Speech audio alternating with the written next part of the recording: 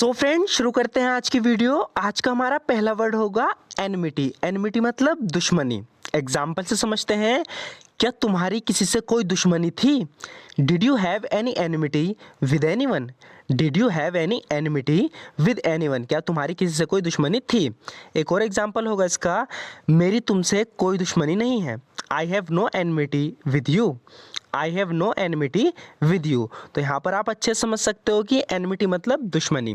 Next होगा friends offend. Offend मतलब नाराज़ करना। एग्जाम्पल समझेंगे। माफ़ करना अगर मैंने तुम्हें नाराज़ कर दिया हो। I am sorry if I offended you. I am sorry if I offended you. माफ़ करना अगर मैंने तुम्हें नाराज़ कर दिया हो। I am sorry if I offended you. मेरा मतलब तुम्हें नाराज़ करना नहीं था। I didn't mean to offend you. I didn't mean to offend you. मेरा मतलब तुम्हें नाराज़ करना नहीं था। नेक्स्ट होगा friends all together. All together का हम तब यूज़ करेंगे जब हमें बोलना हो पूरी तरह से। पूरी तरह से मतलब ऑल टुगेदर। एग्जाम्पल देखते हैं। मैं तुमसे पूरी तरह से सहमत नहीं हूँ। यहाँ पर हम ऑल टुगेदर का यूज़ करेंगे। I don't all together agree with you. I don't all together agree with you. मैं तुमसे पूरी तरह से सहमत नहीं हूँ। I don't all together agree with you. इसका एक और एग्जाम्पल होगा।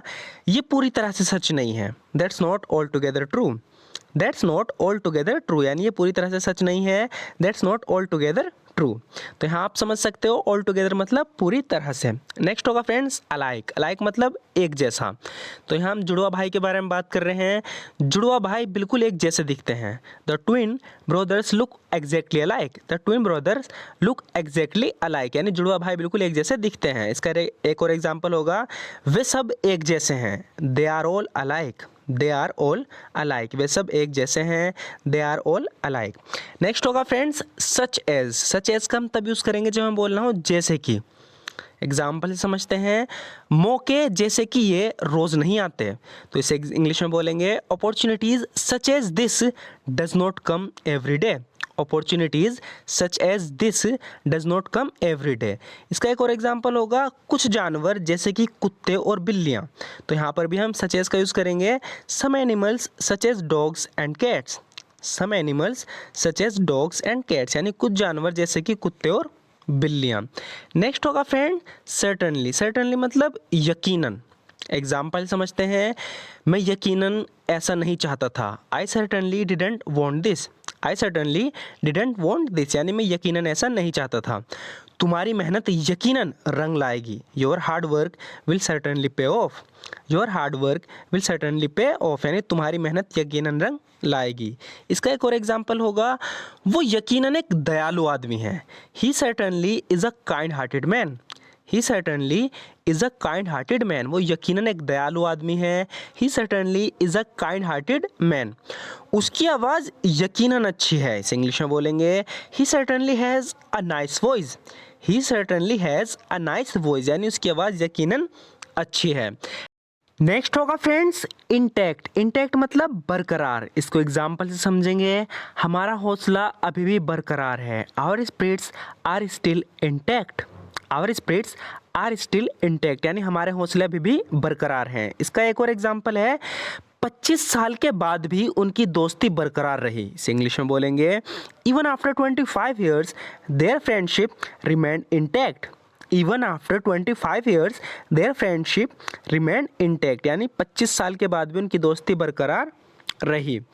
नेक्स्ट होगा देन एंड देयर। ये हम तब बोलेंगे जब हमें बोलना हो उसी समय तभी के तभी। तो ध्यान रखना, जब भी हमें बोलना हो उसी समय तो हम बोलेंगे देन एंड देयर। जैसे कि हमने उनके प्रस्ताव को उसी समय ठुकरा दिया था। तो किसी ने हमारे सामने कोई प्रस्ताव रखा था, हमने वो ठुकरा दिया था, तो अब उसे इंग्लिश में बोलेंगे we turn down their proposal then and there. We turn down their proposal then and there, यानी हमने उनके प्रस्ताव को उसी समय ठुकरा दिया था। इसका एक और एग्जाम्पल होगा। तुम्हें उसे उसी वक्त मार देना चाहिए था। You should have killed her then and there. You should have killed her then and there, यानी तुम्हें उसे उसी वक्त मार देना चाहिए था। नेक्स्ट होगा friends rely on. Rely on मतलब पर भरोसा करना या पर निर्भर होना। जैसे कि तुम मुझ पर भरोसा कर सकते हो। You may rely on me. You may rely on me, यानी तुम मुझ पर भरोसा कर सकते हो। You may rely on me. वो बहुत ईमानदार है इसलिए हम उस पर भरोसा कर सकते हैं। He is very honest so we can rely on him. He is very honest so we can rely on him, यानी वो बहुत ईमानदार है इसलिए हम उस पर भरोसा कर सकते हैं। नेक्स्ट होगा friends more or less. More or less का हम तब यूज़ करेंगे जब हम बोलना हो करीब करीब, किसी इस तरीके से हम बोलते हैं ना कि करीब करीब, तो हम तब यूज़ करेंगे मोर और लेस। जैसे कि दोनों घर करीब करीब एक जैसे हैं, इस इंग्लिश में बोलेंगे the two houses are more or less identical. Identical मतलब एक जैसे, the two houses are more or less identical, यानी दोनों घर करीब करीब एक जैसे हैं। एक और एग्जांपल देखते हैं इसका, छत को रंगने में यानी छत को पेंट करने में, छत को रंगने में मुझे करीब करीब पूरा दिन लग गया। It took me more or less a whole day to paint the ceiling. It took me more or less a whole day to paint the ceiling. Ceiling बोलते हैं हम छत को, यानी छत को रंगने में मुझे करीब करीब पूरा दिन लग गया। रिगार्डिंग, रिगार्डिंग मतलब के बारे में, जब भी हमें बोलना हो के बारे में हम बोलेंगे रिगार्डिंग। जैसे कि क्या तुम्हें इस बारे में कुछ कहना है, do you have anything to say regarding this. Do you have anything to say regarding this, क्या तुम्हें इस बारे में कुछ कहना है, मुझे इस मामले में कुछ नहीं कहना। I have nothing to say regarding this matter. I have nothing to say regarding this matter, तो रिगार्डिंग मतलब के बारे में।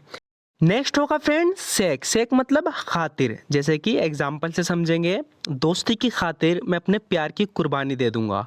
For the sake of friendship I will sacrifice my love. For the sake of friendship I will sacrifice my love, यानी दोस्ती की खातिर मैं अपनी प्यार की कुर्बानी दे दूंगा। एक और एग्जाम्पल होगा इसका, प्लीज़ उसे मेरी खातिर माफ़ कर दो। Please forgive him for my sake. Please forgive him for my sake, उसे प्लीज़ मेरी खातिर माफ़ कर दो। नेक्स्ट होगा फ्रेंड्स नेवरदलेस। नेवरदलेस मतलब फिर भी के बावजूद भी, वो एक अमीर आदमी है फिर भी वो संतुष्ट नहीं है। He is a rich man nevertheless he is not contented. He is a rich man nevertheless he is not contented, यानी अमीर होने के बावजूद भी वो संतुष्ट नहीं है। उसके सफल होने का कोई चांस नहीं था फिर भी उसने कोशिश की। He had no chance of success nevertheless he tried. He had no chance of success nevertheless he tried, यानी उसका सफल होने का कोई चांस नहीं था लेकिन फिर भी उसने कोशिश की। तो ये मैंने पहले भी यूज़ किया है नेवरदलेस, इसको आप ध्यान से समझना, फिर भी है के बावजूद भी। नेक्स्ट होगा friends make the most of. Make the most of हम तब यूज़ करते हैं जब हम बोलना हो ज़्यादा से ज़्यादा फ़ायदा उठाना। जैसे कि you can make the most of this chance if you want to. अगर आप चाहो तो इस मौके का भरपूर फ़ायदा यानी ज़्यादा से ज़्यादा फ़ायदा उठा सकते हो। You can make the most of this chance if you want to, तो मेक द मोस्ट ऑफ यानी ज़्यादा से ज़्यादा भरपूर फ़ायदा उठाना। नेक्स्ट होगा फ्रेंड्स आउटडेटेड। आउटडेटेड मतलब पुराना, जैसे कि ये सभी आइडियाज़ पुराने हैं। All these ideas are outdated. All these ideas are outdated, यानी सभी आइडियाज़ पुराने हैं, ये तरीका पुराना है। This method is outdated. So friends आज की वीडियो में इतना ही। ज़रूर बताना आपको वीडियो कैसी लगी। अगर आपको वीडियो थोड़ी सी भी यूज़फुल लगी हो तो हमारी इस वीडियो को लाइक ज़रूर कर देना। अगर आप इसी तरह की और भी वीडियोज़ बनवाना चाहते हो तो आप कमेंट्स बॉक्स में ज़रूर बताना, मैं इस तरह की और भी वीडियोज़ बना सकता हूँ। और अगर वीडियो अच्छी लगे तो लाइक ज़रूर कर देना। Thank you so much for watching this video friends.